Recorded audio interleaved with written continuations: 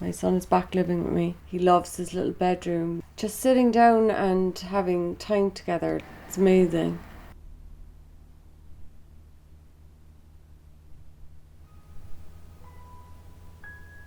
When I was about maybe 13 or 14, I started drinking and smoking hash, but it was always a bit more for me, it was always an escape.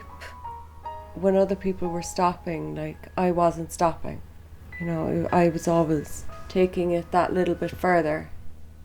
I left school when I was 15 after my junior cert. I was always able to hold down jobs, but at the same time always moving from job to job.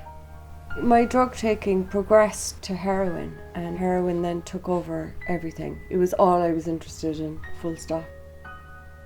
I tried to get recovery before on my own, but I was never strong enough on my own to resist it.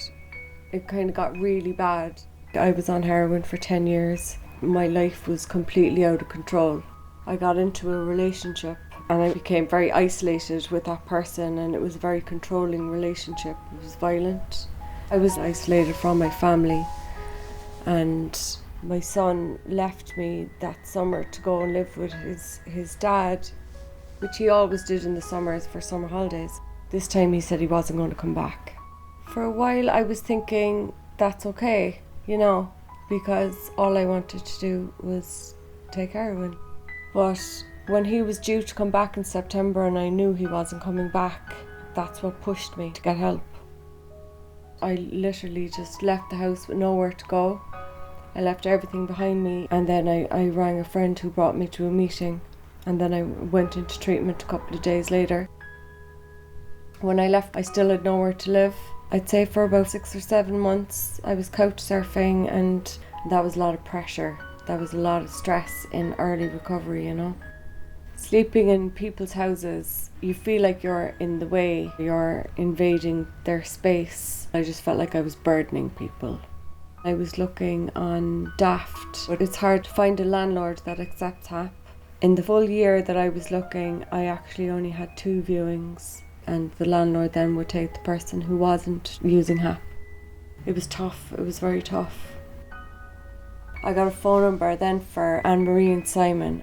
I didn't know that Simon did recovery aftercare. I didn't know anything about that.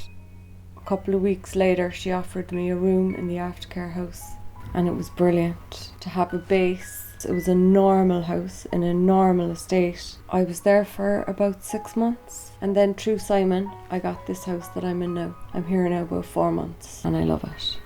My son is back living with me. He loves being here. It was just so exciting, that we had our own house, our own space, and that we could spend time together without thinking, where will we go, what will we do. It was just so relaxed. I've got work, I've got counselling, I go to meetings. Recently I took on a Zumba class and it's just a normal life. I wake up every morning and I'm so grateful that I have this house.